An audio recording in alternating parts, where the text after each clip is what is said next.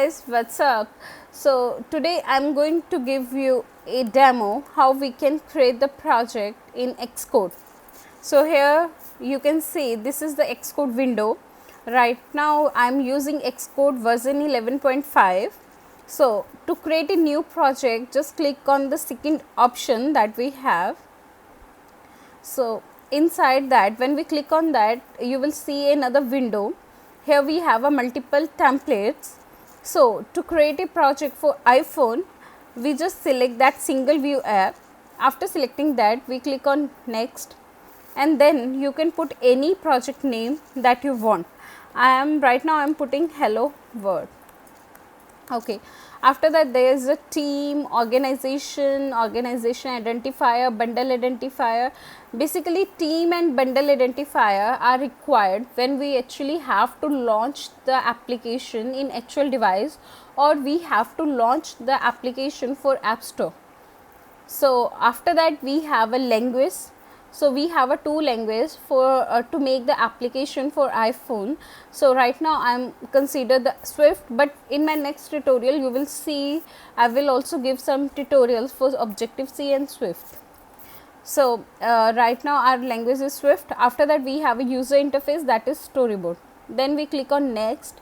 I'm not going to select that option for now, that is create get repository on my Mac. So that we will do later on. So I click on create, and okay, my project is going to create. Okay, so now we'll see.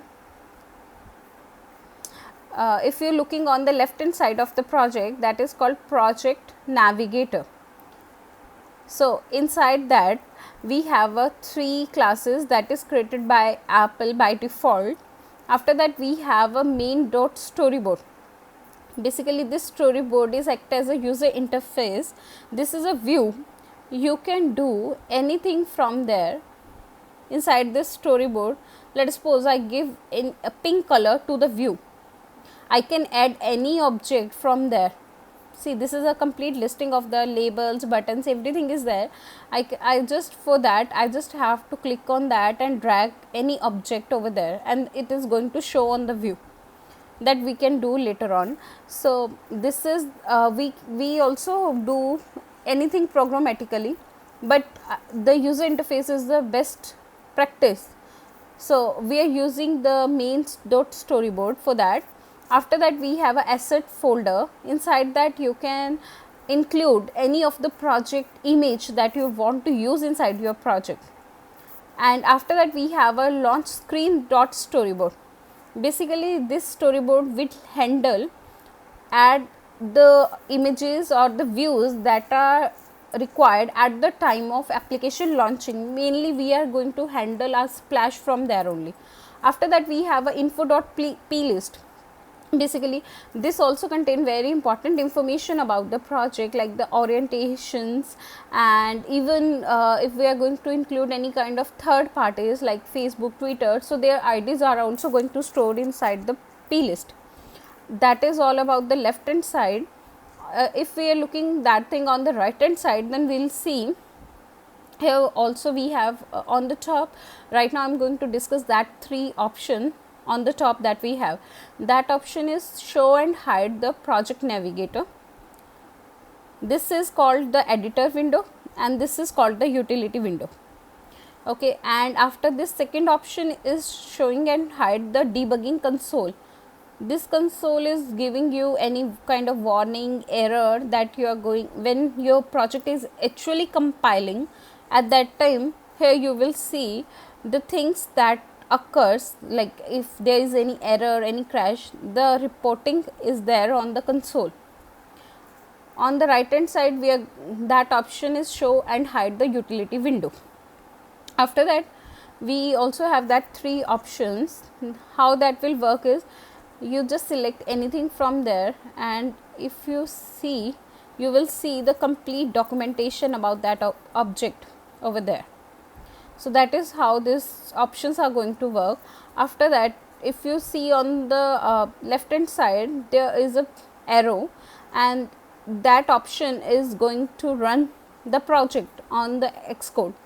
Right now actually my actual device is not connected with my Mac, so I'm going to run the project in the simulator. This is the simulator, this is the actual this is a copy of the device. So in when we actually create any app for the iPhones, so if you don't have any iPhone, then you don't have to worry about that. You can run your projects on the simulator. This is how it looks, exactly the same how they are going to suppose to look on the actual devices.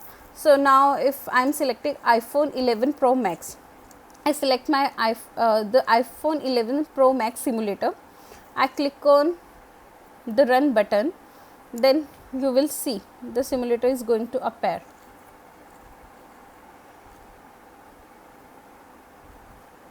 It's taking for the first time it's taking some time, but eventually when you run the code again and again, it will not taking time. So see, as you can see, this is my simulator and the view color is pink because I set the pink color from the storyboard. So this option is used to stop the simulator. So after, let us suppose I try with another color. Okay, yeah, I put green color. Let's see. Okay, see, now this is showing green color on my simulator. So let us suppose I have to include any object. I just double click, or I can drag and drop that things. So this is my label. I can give any name to that. Okay. Okay, now if I run that thing, it is also going to show on the simulator. See, that is there. In my next tutorial, I am going to tell you about how we can do the auto layout. Like we need to show that thing on the center of the screen, how we can set the frames for any particular object. So everything I can do that thing for my next tutorial. This is like just a beginning, and it is just to give you overview about the Xcode. So, and at the end, I want to thank you for watching my video. Please like and subscribe to my channel. Thank you.